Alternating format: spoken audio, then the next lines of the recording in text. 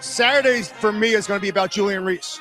He's a rarity in college basketball now. He stayed 4 years, had a coaching change, stayed with me. We had a tough year last year. He stayed with me.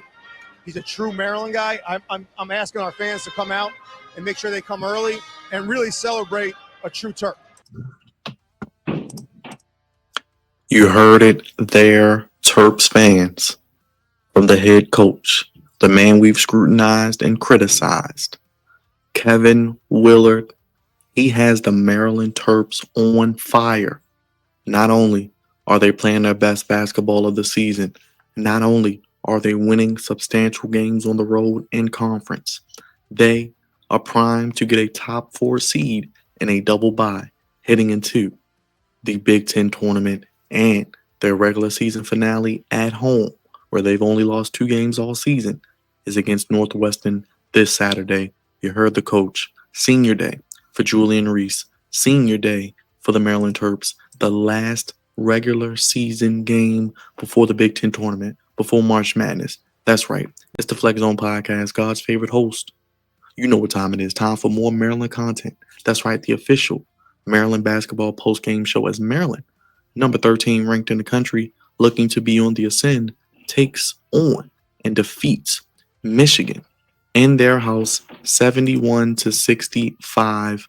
Big time win for the Maryland Terps as they eliminate the chance of them missing the opportunity for the double bye, and they will be in Indianapolis next week with a chance to make a legit run at a top 4 seed in the Big Ten tournament. If you're new to the channel, make sure you slam dunk that subscribe button, lay up that thumbs up, and make sure you comment down below. Let me know your thoughts, as it is fireworks for the Maryland Terps as they continue their winning ways. That is now big time wins on the road for Maryland. I'm going to pull up the box score so we can look at the numbers, go over all of that stuff, and read the recap and give you the essential aspects of what took place on tonight in Ann Arbor. So let's look at the box score here, and then we'll be able to get into the meat and potatoes of exactly what happened tonight. The recent success of Maryland basketball continues on the road as Maryland defeated Michigan 71-65 at the Chrysler Center on Wednesday. Maryland, who is the number 13 overall team in the country, are now 23-7. If you've been watching any of my Maryland videos, I said the magic number of wins is 23-25. They hit 23. Big ups to Maryland for having, in my opinion, and I think a lot of us would agree, their best season since 2020, the what could have been season. With COVID, the tournament was canceled. We never know how good that team would have been. They could have been a perennial Final Four team, but this team is doing the damn thing.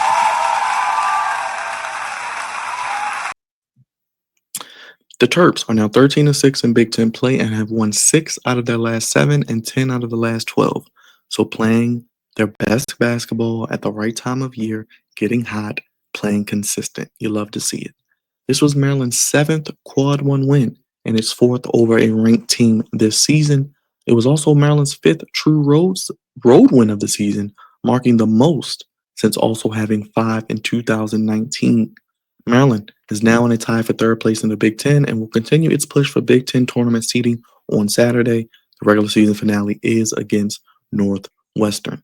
The Terps used a 19-4 run that lasted over 7 minutes in the first half to take control, 28-18, the first double-digit advantage for the Terps. Selton Miguel was fantastic, the ultimate X Factor, maybe the best X Factor in the country. He had 10 points during the run, and the defense, Michigan was held to a season-low 22 first-half points. The Wolverines did cut the deficit to 2 points, but the Terps continue to do what they do all year on the defensive end, force turnovers, and they held Michigan scoreless for over 5 minutes down the stretch. The Crab Five accounted for 67 of 71 Maryland points. We know, what is the bench going to do? What is the bench going to bring for the Terps? Can the bench keep this team above water if they run into foul trouble, if they run into a team like Michigan State that can go 8, 9, 10 deep, has other bigs. The bench today did the damn thing. Rodney Rice had 19 points. He led the way. He scored 13 in the second half, and he was key as he was stopping a lot of the Michigan runs. Michigan tallied 17 points Selton Miguel, 17 points for the fifth time in the last 7 games. The 50-year guard shot 7 of 13, including 3 of 7 from behind the arc. I'll talk about defense. He had 4 steals. Maryland had 12 steals as a team. Derek Queen, the fabulous freshman, DQ, the lottery pick, 17 points, 12 rebounds, 2 steals, 12th double-double of the season, most double-doubles for a Maryland freshman since Joe Smith had 20 in 1993 and 1994. 4 of Queen's double-doubles have occurred against ranked opponents, the most by a freshman in the nation.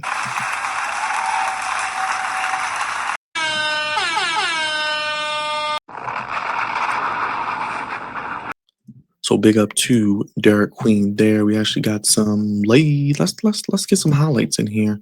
We got the Derek layup, I believe. Let's get that highlight going for you. And for Maryland, they've got to get back to doing what they did, whether it's Derek Queen or any of the guards getting into the paint, drawing help, and kicking. Selton Miguel has been quiet here in the second half. There's Queen right back at the big man, and Queen with the answer. So there you go, right there. Derek Queen doing what he does most by a freshman of double-doubles against ranked opponents. Julian Reese had foul trouble. He only had 6 points, 4 rebounds, but we know senior day is going to be celebrating him. He does have an extra year of eligibility if he wants it, if he wants to use it. I hope he does. Him, Reese, Gillespie, that would be a nice threesome to come back with.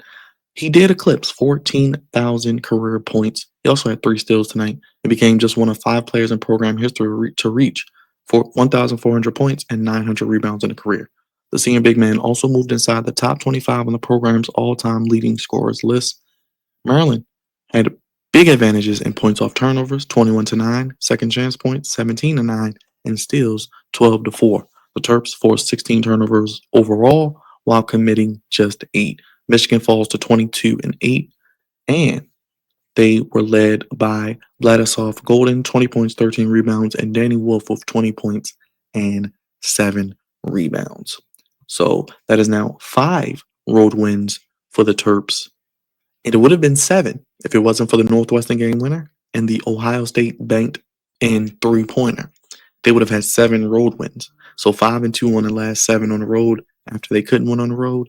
Very, very true. Kevin Willard said we lost a close one, number 2 to Purdue, lost 2 close ones out west, lost on a buzzer beater. I'm really proud of these guys because they blocked out all the negativity to start 0-4.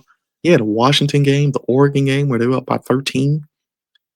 They could have won all those games. To stay positive, they ended up 5-5. More than anything, they're just proud of their group of guys. Maryland, best team since 2020. They're saying it on the interweb as well. The Terps led 5-4 at the first media timeout. Rodney Rice did drill a wide open second chance 3-pointer. Michigan had a timeout and went on an 8-0 run with 2 threes, led 12-7. The Terps had a 12-2 run of their own, took a 19-16 lead as Selton Miguel scored 7 points during the run. He had the nice hesitating 3. That was nice also on today.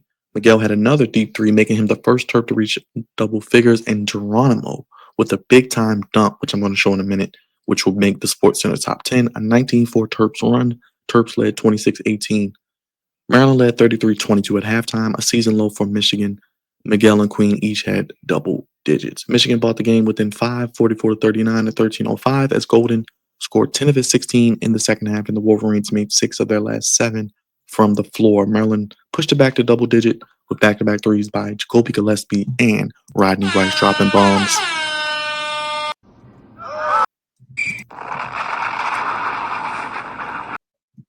Slip there. But yes, we dropping bombs for him. Maryland called a timeout to stop the run, and then they had a big shot by Rice, and the defense held them scoreless for the last 5 minutes down the stretch. So let's get Geronimo's jam here. Gillespie dropping to Geronimo. And a one-hand flush with a flourish. And Michigan takes the timeout.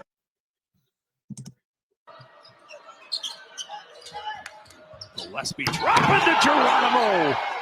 And a one-hand flush. So nice. Flourish. You had to see it twice. Takes the timeout. So nice you had to see it twice. Rodney Rice had 19 points, double digits for the 25th time, 22nd game in double figures as a Terp. Remember, he did also come from Virginia Tech. Ninth game in a row that he is in double figures. Selton Miguel has 17 points, 82nd career game in double figures, 22nd as a Terp, lead the Terps in double-digit scoring games and overall with 1,551 points in his 5 years. Derek Queen, 17 points, scored double digits for the 24th time, ninth straight game scoring in double figures. And we got to look at a Wilson looking for a little help. And Miguel takes it away. Another Michigan turnover turns into an easy 2 for Selton. So there you go. Another one there. As Jeff Goodman said, huge road win for Maryland over Ann Arbor. They're not deep, but the starting group can stack up against anybody. They've won 10 of the last 12. Jacoby Gillespie, we got the tweet says Jacoby Gillespie from Belmont has gotten a ton of credit as one of the top transfer ads. Rodney Rice, Virginia Tech, 19, has been awesome this season as well. Maryland starters, the Crab 5 has 67 of 71. And yeah, you look at Queen, another double-double, his 12th of the season, and their 4th ranked win over a team this year. They're 20-2 when Miguel scores in double figures, and the Terps have made a three-pointer in 463 consecutive games. And yeah, Michigan has now lost 3 of its last 5, with all 3 defeats coming at home, and now need to have a lot of help to have a chance at a share of the Big Ten championship. Let's go to the team stats real quick here, because I think Selton Miguel, we saw some of the X Factors guys play. If he plays well, he's one of the best X Factors in college basketball. And honestly speaking, that number right there is something to keep an eye on. Selton Miguel, when he has double digits, let me read that again. When Selton Miguel has double digits, this team is, hold on, they're 20-2 when Selton Miguel has double figures. So if he has 10 or more, this team is 20-2. They got 23 wins on the season. You can see they shot 30% from the field. Didn't shoot all that well. Second half, Maryland only 9 of 23, Michigan 7 of 20, 14 of 19 from the line. Not bad. 4 of 7 for Michigan, 37 rebounds to 39. I don't like Maryland getting out rebounded a lot as of late. It's like teams with size are just bullying them and being physical and wearing them down. They're going to have to handle physicality for 40 minutes in the tournament, and they're going to have to handle some bigs who are physical and can go at them on the offensive end. So that is going to be very, very imperative for the Maryland Terps going into the tournament. But 9 assists to 16, 12 to 12 steals to 4, 8 total turnovers to 16, 21 points off turnovers. That was a big difference in the game. 21-9 with the 12. They lose that again, 34, 12 to 18 fouls, up by as much as 12. So they lose a rebounding battle, lose points in the paint. It seems like be something that because they don't have the depth. They don't have 2 other big Julian Reeses or Derek Queens coming in. So I get it. But Maryland, as you can see, look at the box score, the steals and the turnovers. A lot of turnovers, and they scored off of those turnovers. That was the difference in this game, including Selton Miguel with 17 points, 7 of 13, 3 for 7 from the field. As mentioned, Rodney Rice with 19, Gillespie with 8. Like we know kind of at this point in the season, Gillespie, Rice, Queen, Reese, we know those guys are going to pretty much account for everything. I think Selton Miguel's the X factor. Like I said, 20-2 when he scores double figures. When he's able to shoot the basketball, when he's able to make a shot, he's a streaky scorer. He's a streaky player. So he makes one shot, it turns into 3. He makes it, and he brings it on defense. When he's locked in on both ends and he's committed to the defensive end like you saw tonight, getting some steals, 4 steals.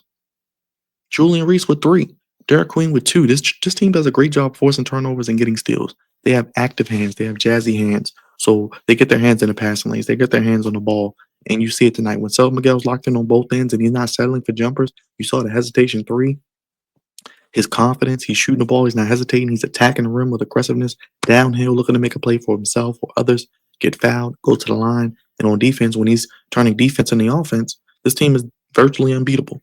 And you saw it tonight, not even playing their best basketball offensively, but the defense. When you bring your defense with you on the road, like I say in football, if you pack your defense and your physicality with you, you're going to have a chance. They packed their defense, they packed their physicality, they didn't back down, they withstood multiple Michigan runs. Shout out again to Kevin Willard. He's got this team locked in. They're bought into whatever he's selling. They are motivated. They're playing hard. They're playing together. And they're playing like one of the best teams in the country.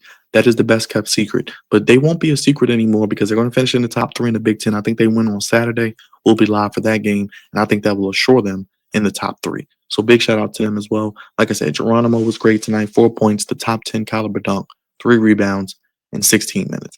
If they can just get that from him, if he can play 15 plus minutes, if he can give you 15 minutes a night and give you this energy, that's all you need. Because you only had Jay Young for 5 and Deshaun Harris Smith for 4. So you only went 9 deep. So we know it's the crab 5 or bust, but really, maybe, potentially, the best X factor in the country. We know about the backcourt of Gillespie and Rice. Those guys get hot. They can shoot. They can score. Gillespie can defend as well as anybody. As can Rice. I think he's underrated. We know what Queen brings with the double doubles. We know what Reese brings. I'm loving how Reese is getting these games offensively that he's struggling out now. So by the time we get to Saturday, senior day, he has Northwestern. He can dominate, get his confidence back going into the Big Ten tournament and ultimately the NCAA tournament. Because he's not going to just have 6 points, 2 for 7. He's offensively just hitting a little bit of a wall. He's not shooting the ball well right now.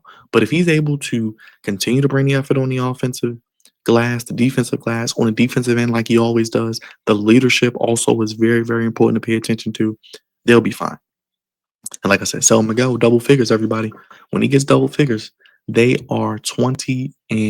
So forget about that as well. Here's your Maryland lottery picture of the game. Let me see if I can pull it up for you. Yeah, here we go. Let me see.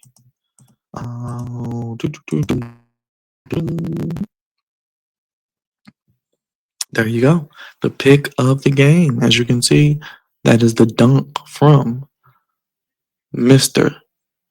Geronimo right on his head. A man's jam there as well. As you can see, the Terps get a big win tonight in Michigan. And they hit Northwestern on Saturday afternoon. And it's going to be great to see what this team brings and what this team does as we head into the Big Ten tournament next week. I'll be live for those games.